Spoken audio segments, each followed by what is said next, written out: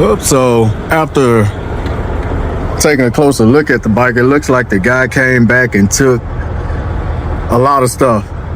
Frame slider, quick shifter, the chain. It's crazy. Took the exhaust system, headers, everything. At least he left the tires. Q4s. Took the rear rotor as well as caliper. There are no rear pegs on it or license plate bracket. Probably took that too. No bar ends. Looks like he had it strapped. One single-sided rotor on the front.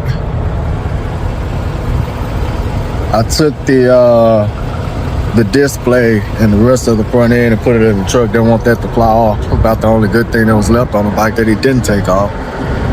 The tank is good. Thank goodness.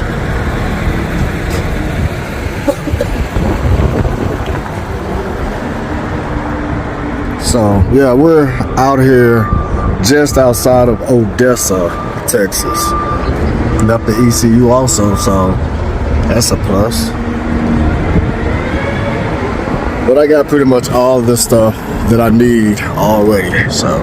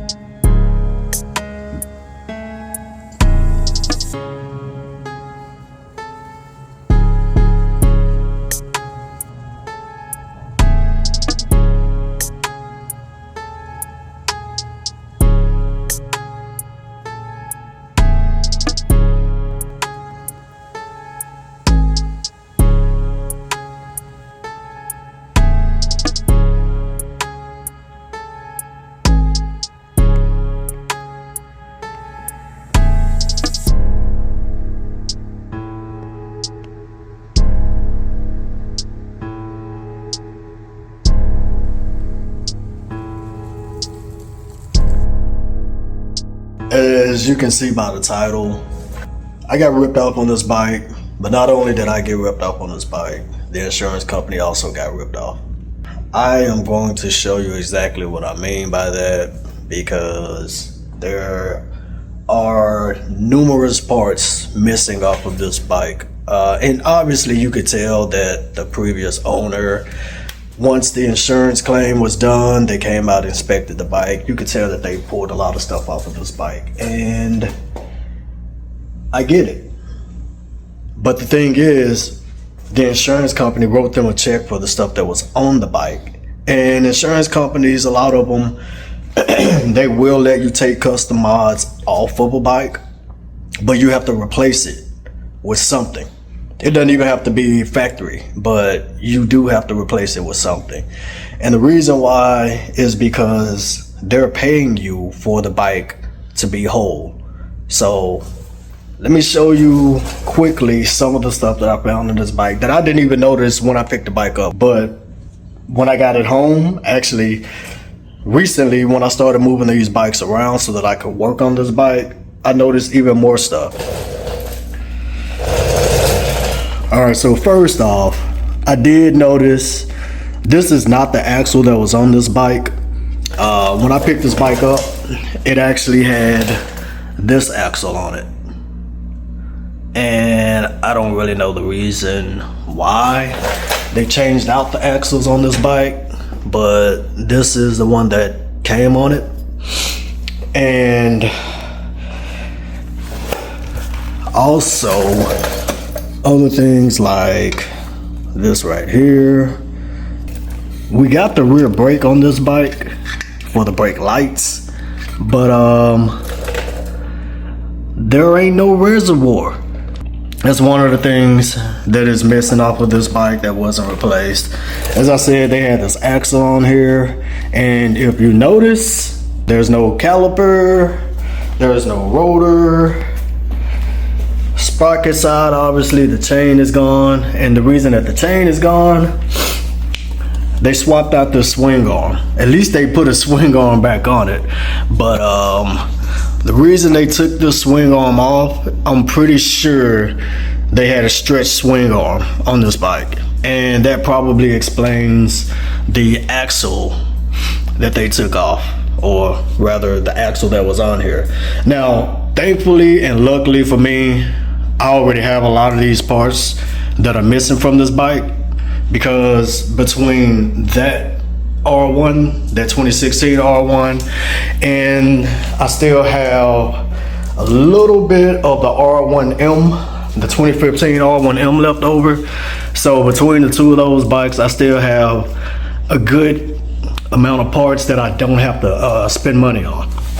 So another thing, I'm pretty sure that they had a quick shifter on here, and they decided to take that as well. There are no headers on this bike, because I'm assuming that they had a full system, and they decided to take that with them. We take this seat off. Obviously they had this bike set up for doing pulls. I'm not really interested in that stuff, but it is what it is. So ABS delete that they had on here. I haven't really checked that tail light, but I'll have to look at that as well. So yeah, looking at the evidence, the rear seat cowl was probably on here and got destroyed in the crash. Actually has a brake light. I'm surprised they didn't take the brake light out. These tires look pretty new, to be honest. These things might be brand new. But also on here, the ABS wheel speed sensor ring is missing. I also looked at this bike and I saw evidence of like oil residue here, as well as these clamps are missing from the radiator hoses. Really don't know the reason for that one. But also you can't see it right here, but there's like wet spots around where the headers are missing, and that could be due to the bike laying over on its side. Probably the oil leaked out, most likely. That's usually what goes on with stuff like that. But also I wanted to show you guys, they had lowering straps on this bike. Now I removed these straps. In the process of removing these wheel straps, which this is the only rotor that's on this whole bike. I mean, the only brake caliper that's on this bike is here, the left front. And the only reason I was unable to take this one off is because these are what were holding the calipers in. Now, obviously, there's enough factory bolts for these calipers. I don't know where these came from. Maybe Home Depot special. I don't know. But I'm able to, I got the top one out, and as I was taking the bottom one out, it just snapped. It like didn't give any warning or anything. It just snapped, and the rest of it, unfortunately, is still stuck in here. But fortunately for me, I do have another set of forks right there, so that's not a big issue. I think I have all of this stuff already, headlights included. Thank God that they left the actual odometer on the bike. Pretty surprised about that. Unlike my bike, steering damper is still intact. Surprisingly enough, they did leave the fuel pump. And I'm super shocked that the fuel pump is still on this bike, considering everything else that's been removed. So I have not removed the airbox yet. Eventually, I'll get to that. So as I mentioned before, they had a stretch swing arm on this bike that they replaced with the factory swing arm. So when they replaced it, one of the things that I just recently discovered is, are you able to see that? If you can see this, the swing arm does not have the bearings. So I do have actually more than one swing arm. And what I'm going to do, since I had already been debating about if I wanted to replace the swing arm on my bike with the R1M swing arm, which I still have from the 2015 R1M, I'm gonna probably just go ahead and put that R1M swing arm on my bike and put my swing arm on this bike and just call it a day. Other than that, guys, I think everything else is here, and I'm pretty sure I'll find more stuff once I start tearing this thing down. We had this stuff going on with the bike. I think it may be part of the quick shifter setup. I'm not sure. Let me see. Yeah, I'm pretty sure this is part of the quick shifter setup because it's tapped directly into the ECU. So that's something that I'll have to deal with as well, if I'm able to just remove it and put this thing back to factory specs, or if I have to actually buy another quick shifter to replace the one that they took off. So front hugger is trash. Like I said, these headlights look like they're still good, so shouldn't have to spend money there. I'll finish taking off the rest of this crap. Doesn't look like the cooler or the radiator took any substantial damage, so I'll probably just clean and flush those. What else do we got here? I already have a fairing kit for this bike. These tires, like I said, although they don't match, these tires do look like they're in really, really good shape. So that's a good thing. I gotta get this hinge for this tank. What else do we got? Obviously need a new chain. Caliper, I have. Front calipers, I have. Matter of fact, a lot of that stuff is right here on this bike. Calipers and all. So even if I needed the headlights, I have them on this bike. As far as the ECU goes, hopefully this ECU is good, but if not, I could always use the ECU from my bike. But it also had a quick shifter on it, so either way, this ECU will probably have to be reflashed. And I think that is it, guys. So from this point, I think we can go ahead and start breaking this stuff down. Also, the headers are also on that bike, so I don't have to buy new headers, which is also good. And here's a few extra parts that I already had, including that ABS ring, some bearings, rear foot pegs. I got the mirrors for this bike because they came on the R1M, but I don't use mirrors on any of my bikes. And speaking of the R1M, guys, yesterday I went by Yamaha because I wanted to go ahead and get the R1M badge, because the R1M parts bike I have, it was missing the badge also, because that probably whoever had the bike before, I'm pretty sure that he kept that. I don't blame him. I would have kept it too. So I went up there. I was told that all you needed was like the serial number or the VIN number, last 6 of the VIN number, and you can reorder that R1M badge. Well, didn't work for me. They had no clue what I was talking about, how to order it or anything like that. So it wasn't that big of a deal to me. So this bike isn't an R1M, but everything from an R1M that makes the bike an R1M, minus the fairings, have been all brought over to this bike. The suspension, We added some carbon fiber. That track GPS unit that's for the seat cowl, I actually had that and I sold it. I tried to use it before, it didn't work out for me, so I just got rid of that thing.